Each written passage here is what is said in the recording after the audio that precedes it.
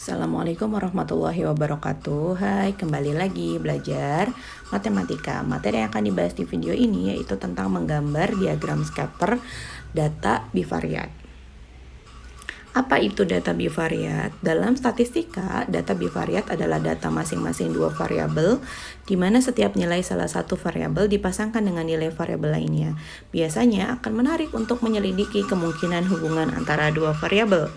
1. Menggambar diagram scatter. Eksplorasinya kita akan menyajikan data dari tabel ke dalam bentuk diagram pencar atau diagram scatter. Ayo letakkan pasangan-pasangan data rata-rata waktu dan banyak subscriber dalam bentuk pasangan titik koordinat rata-rata waktu, banyak subscriber dalam diagram di bawah ini. Kan ada tabel nih begini, ada rata-rata waktu per hari, ada banyak subscriber. Kita disuruh menyajikannya ke dalam diagram scatter atau ke titik koordinat yang biasa kita ketahui. Berarti kan ada sumbu X, ada sumbu Y. Hal yang pertama kita lakukan adalah menentukan mana siapa yang menjadi variabel bebas, siapa yang menjadi variabel terikat. Kalau di diagram scatter atau titik koordinat itu variabel X, ya sumbu X itu diisi oleh variabel bebas. Nah, sumbu Y-nya itu diisi oleh variabel terikat. Maka dari tabel ini variabel bebasnya adalah rata-rata waktu per hari, variabel terikatnya adalah subscriber. Gitu. Berikutnya, nah kita tinggal memasangkan titik-titiknya saja. Titik-titiknya berarti rata-rata waktu per harinya 5,5 jam, pasangannya sama 1.400.000. 8,3 jam sama 2.400.000, 3,8 jam sama 1.300.000, dan seterusnya sampai 7 YouTuber itu. Ketika selesai dipasangkan, maka akan tampil seperti gambar koordinat yang ada di sebelah kanan. Ada titik-titiknya. Nah, seperti di bawah, seperti ini gambarnya. Nah, eksplorasinya bagaimana pola penyebaran titik-titik yang telah digambar pada diagram di atas. Kesimpulan seperti apa yang dapat kalian ambil mengenai hubungan antara rata-rata waktu yang didedikasikan dan banyak subscriber berdasarkan pola penyebaran titik-titik pada nomor 2? Data mana yang tidak konsisten dengan kesimpulan kalian pada nomor 3? Apakah data tersebut akan membuat kesimpulan kalian pada nomor 3 menjadi tidak tepat? Ya, jawabannya titik-titik yang mempunyai kecenderungan semakin naik ke atas jika dilihat dari kiri, bawah, kanan, atas. Ya, grafik yang tadi. Nah, yang ketiganya berdasarkan arah data sesuai nomor 2, kesimpulan yang dapat diambil adalah semakin tinggi rata-rata waktu, maka semakin tinggi juga banyak subscribernya. Yang keempat, data keempat dari kiri pada diagram pencar atau data ke-1 dari tabel, karena meskipun penghasilannya lebih tinggi dari penghasilan data ketiga, namun pengeluarannya lebih rendah dibandingkan pengeluaran data ketiga. Yang kelima, data tersebut tidak menyimpang jauh dari data-data sekitarnya sehingga tidak berpengaruh signifikan terhadap kesimpulan yang diperoleh. Jika data dilihat secara keseluruhan, kesimpulan yang diperoleh masih tetap valid. Kesimpulannya, hasil eksplorasi menyatakan bahwa ada korelasi antara kedua variabel tersebut. Namun, bukan berarti dapat ditarik kesimpulan bahwa ada hubungan sebab akibat. Masih banyak variabel lain yang perlu dipertimbangkan untuk menarik kesimpulan sebab akibat. Misalnya, sudah berapa lama menjadi YouTuber, tingkat efektivitas kerja, dan lainnya. Hal ini memerlukan studi yang lebih mendalam dan kompleks. Yang kedua, ayo diskusi. Perhatikan pasangan-pasangan variabel di bawah ini. Tentukan bagaimana hubungan mereka dan berikan alasan kalian. Yang pertama, banyak kendaraan bermotor dan tingkat polusi udara. Ada hubungannya nggak banyak kendaraan bermotor dan tingkat polusi udara? Tentu ada ya. Semakin banyak kendaraan bermotor, maka akan semakin meningkat juga tingkat polusi udaranya. Yang kedua, jarak yang ditempuh oleh sebuah motor dan volume bensin dalam tangki bensin. Tentu ada hubungannya. Ya, semakin jauh jarak yang ditempuh oleh sebuah motor, maka volume bensinnya, isi bensinnya itu akan semakin sedikit. Nah, yang ketiga, biaya listrik dan biaya air per bulan. Nah, mungkin ini tergantung dia airnya itu sumbernya dari mana. Apakah dari sumur, apakah dari PDAM misalkan. Kalau dia airnya dari sumur, maka akan mempengaruhi biaya listrik. Maka semakin banyak air yang digunakan, semakin besar juga biaya listriknya. Tapi kalau airnya itu dia dari PDAM, ya itu tidak ada hubungannya antara biaya listrik dan biaya air gitu ya.